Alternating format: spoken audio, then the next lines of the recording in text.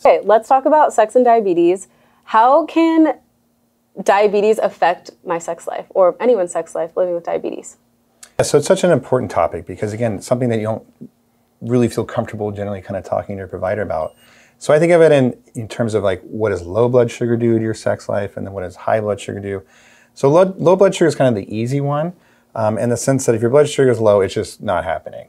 I mean, for guys or girls, I mean, you're in this like state of anxiety and you just generally don't feel good. And physically for guys, it's where they can, not get an erection. There's just other things going on in the body that are more important. It's literally your body saying fight or flight, you are dying, and sex is just not happening right now. So treat your low blood sugars for God's sakes. The good news is that they can generally recover pretty quickly, and then you can, decide to have sex or not. For high blood sugars, it's a little more complicated. That in the moment, if your blood sugars are really high in the moment, that can be an issue. You just don't feel so good. Your, mouth might be dry. You just kind of feel kind of uncomfortable. Generally, that's not as profound as kind of low blood sugars, but it's just kind of annoying. But then in the long term, if you have high blood sugars, that can cause issues with, for guys, and it can lead to impotence, and sometimes that's a complication that guys care more about, rather than saying in 20 years you might get blurred vision or kidney issues. If you say, hey, you might become impotent, that can be more important to people, and it's a little bit more acute. And then for women, it can cause issues with like yeast infections, urinary tract infections, high blood sugars, and of course that can kind of affect your sex life. So in general, it's just kind of like the same information as every day. You try to stay in range as best as you can, and these extreme highs or lows are going to affect your sex life, like I just mentioned.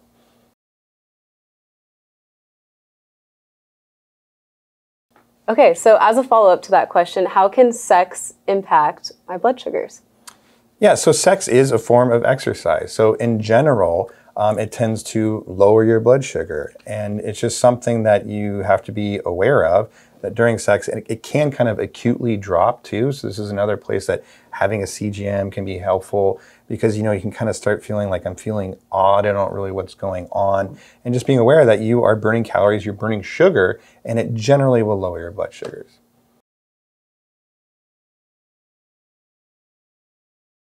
So how do I communicate about my diabetes with like a hookup or a one-night stand? Like, do I need to tell them? Like, what should I do? Yeah, well, the good news about type 1 diabetes, this is important to know, is that you cannot transmit it. So this isn't something that you can give to somebody else. And that's important because that means it is a private decision of when you would decide to tell somebody or not. Just like if you had knee pain or if you had cancer, I mean, it's your own kind of like private information. So, and this kind of falls to the individual. They can be very vocal. Hey, here's what's going on with my diabetes. These are the devices I have, et cetera, et cetera. Great. Somebody might not be comfortable with that, and there's no need to kind of disclose it unless something like comes up in the moment that has to be addressed. But otherwise, you don't owe it to that person in that moment to really disclose it to them. And that might evolve over the course of the relationship. It's certainly kind of a one-night stand. It's your choice. So I don't know. What do you think about that? Yeah, I think for me, it's sort of like if you don't want to make it a thing, it doesn't need to be a thing. For me personally, like I wear medical devices, it's going to be clear that they're going to know. But I think like the more you say about it, the more it becomes a thing. And so especially if it's like a one-night stand or a hookup and you don't necessarily see that going anywhere, necessarily owe that person a deep explanation, and it might not be helpful to you or them to have that information. Certainly if you start to see somebody more regularly or more often, it might become, if you're hanging out for an evening, maybe you don't need to tell them. If you're staying the night, now we might have to have a little bit of a conversation, right? About like, well, if I beep, I need you to wake me up. Or like, do you have food in the house, right? There are concerns that would evolve depending on how it goes. But yeah, in general, I think like, if you make it a thing, it'll be a thing. But you shouldn't have to share any more than you're comfortable with. And if you just say like, oh yeah, that's my insulin pump, I have diabetes, keep on moving. I don't think that in that moment they're going to care.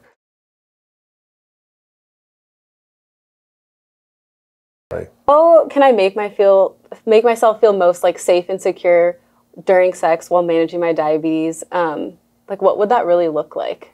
As you say sex, people's minds like blow up with all these different ideas. It's really just how you would approach exercise. You're thinking about highs, lows, when you can disconnect your pump, your CGM, having snacks, all those kinds of things are the exact same topics when it comes to sex. It's just that there's somebody else involved, and it might be how much do you have to like let them know about these devices and things like that. That's a little bit different than if you were going for a run.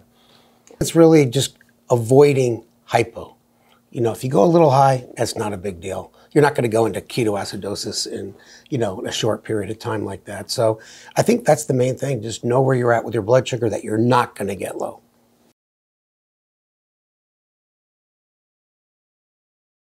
Let's say that, you know, I've been out drinking and now I'm going to be having sex. Like, what should I be prepared for my blood sugar to do? Yeah, well, that's a great question. So first of all, alcohol in itself is it's a huge topic and so important to talk about, because people will say alcohol makes my blood sugars go up or go down. It really depends on what you're drinking. You know, beer has a lot of carbs and will make your blood sugars, you know, go up, but then hard alcohol has no carbs, so it'll generally make your blood sugars go down. But at the end of the day, the effect of alcohol in of itself is to lower your blood sugars. And then again, sex is a form of exercise, so that also can lower your blood sugars. So it can be a real setup for a dangerous hypo, kind of this 1-2 punch where you have, you know, alcohol on board and you're exercising, and then you're just impaired awareness of, you know, of my blood sugars and what's going on. So that's where you have to be really, really, really careful with what your blood sugars are. Ideally having a CGM on board, but if not, at minimum kind of testing before and then, you know, soon after to see kind of where you're at, having snacks, glucagon, all that kind of usual stuff. But again, really the name of the game there is hypos.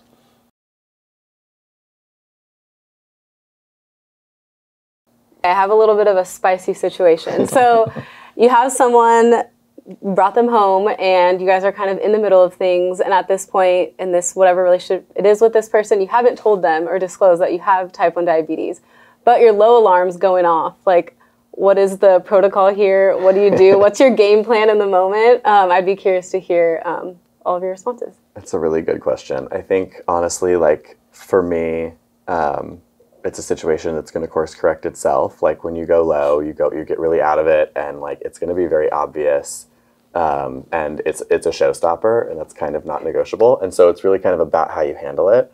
I think the best way to approach it in that moment is with just like a touch of humor and just explaining what's going on, because this person might be, for lack of a better word, alarmed by your alarms and not really knowing what's going on, and like now you're sort of like in a different state than they met you, right? So explaining like, hey, just a second, that's my blood sugar, I'm a diabetic, I just need to eat something really quickly, like, be right with you, I think. Probably get what you mean by it's going to handle itself. So first of all, you know, the sexy, spicy situation is just not happening if your blood sugar is low. The other thing is that most people, I mean, I know for myself, when my blood sugar is low, I just completely withdraw. I'm not able to really communicate or even have humor. So it would just be kind of like, I would probably just disappear and then, you know, go to the fridge, whatever, treat it. And then it really is about the potential embarrassment or whatever like you might feel after that. And that's just where it comes down to your personal, the way that you roll with life. You know, hey, sorry, I have blood, like my diabetes, my blood sugar's low, but I'm back, I'm good to go. Or it could be more of a conversation or whatever kind of feels natural in that moment. But, you know, as us doctors speaking, is for God's sakes, treat your low. You should always do that no matter what situation you're in. And then when your brain kind of comes back, then you can, you know, regroup and address whatever was going on.